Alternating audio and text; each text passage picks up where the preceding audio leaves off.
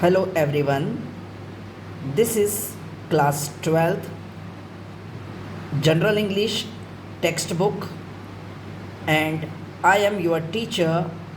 I am Nataraj sir. We know there are 18 chapters in 12th class textbook and we will study each chapter step by step. This is first chapter of 12th class. Teach me to listen, Lord. This is a very beautiful poem. Teach me to listen, Lord. Lord means Parampita, Parmeshwar. Teach me to listen. Listen means सुनना, teach सिखाना, मी यानी मुझे. इसमें जो poet है वो परमपिता परमेश्वर से प्रार्थना कर रहा है कि हे ईश्वर मुझे सुनना सिखाइए. Teach me to listen Lord. हे परमपिता परमेश्वर आप मुझे सुनना सिखाइए. अभी हम इसमें जो एक अंडरलाइन में कंटेंट है उसको स्टडी करेंगे. व्हाट इज़ मोर इम्पोर्टेंट यानी क्या ज़्यादा महत्वपूर्ण है.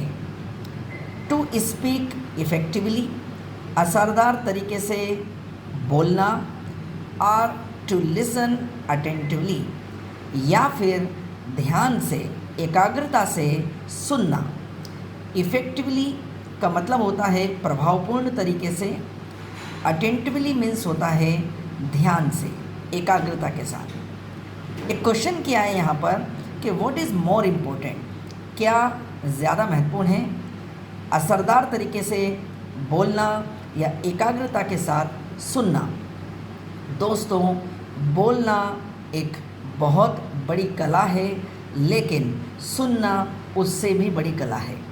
आप देखते हैं इस दुनिया में हर व्यक्ति बोलना चाहता है, सुनना कोई नहीं चाहता. लेकिन इस पोएम के माध्यम से आज हम दोनों के महत्व को समझने की कोशिश करेंगे. अगले लाइन पाते हैं. whom should we listen to, how. whom यानी किसको, should we listen to सुनाना चाहिए. भाई हम किसको सुनाएं, हम किसको बताएं, और how कैसे. बड़े ही असरदार तरीके से इस प्रश्न को यहाँ पे उठाया गया है. चलिए अब हम लोग पोएम पे आगे आते हैं. इसमें जो फर्स्ट स्टेंजा है ये आप देखिएगा 1 2 3 4 5 6 and 7.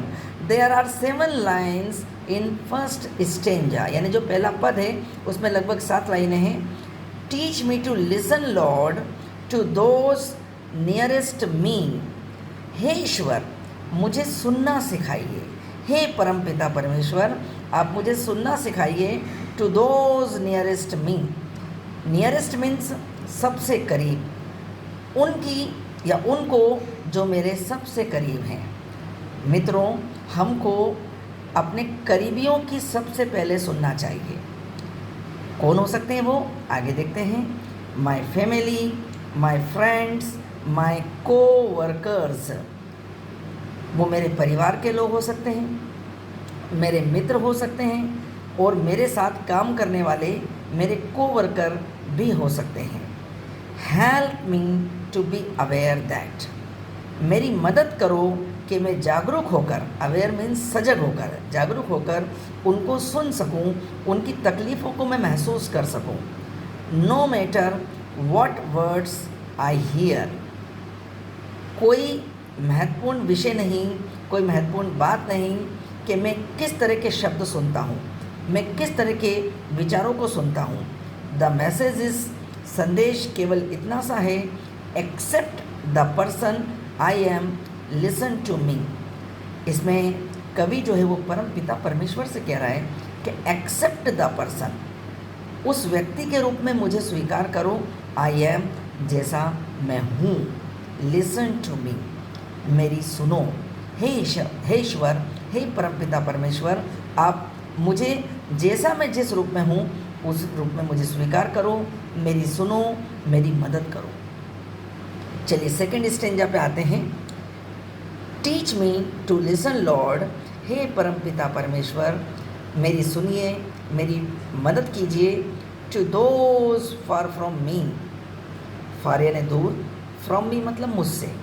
इस पद में कवि कह रहा है कि मैं उनकी सुनूं जो मुझसे दूर हैं, मेरे नज़दीक नहीं है। The whisper of the hopeless, hopeless means होता है निराश, जिनको आशा नहीं है। और विस्पर का मतलब होता है फुसफुसाना, अपने मन ही मन में बुदबुदाना। यानी कवि इस पद में कह रहा है कि जो निराश हैं, जो मन ही मन में कुछ बुदबुदा रहे हैं, मैं उनकी सुन सकूं।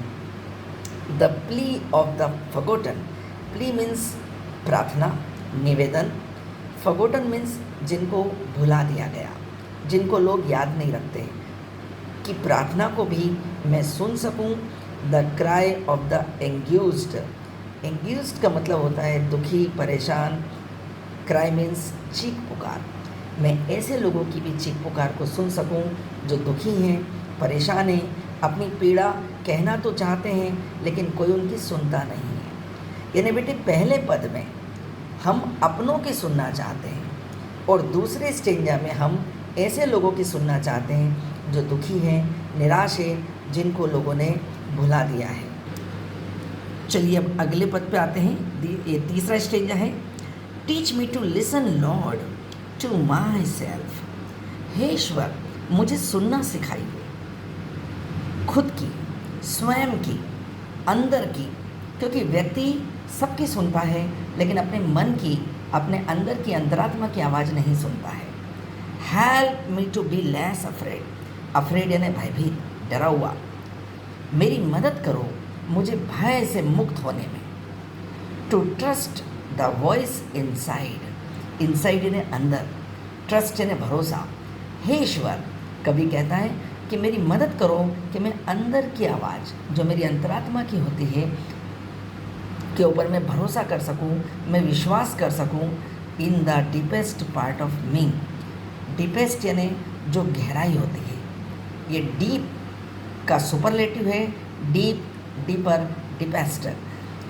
जो मेरे मन के विचार हैं वो मेरे अंदर की गहराइयों में, अनंत गहराइयों में दबे हुए हैं, को मैं सुन सकूं, उस पर भरोसा कर सकूं जो मेरे अंदर से आते हैं।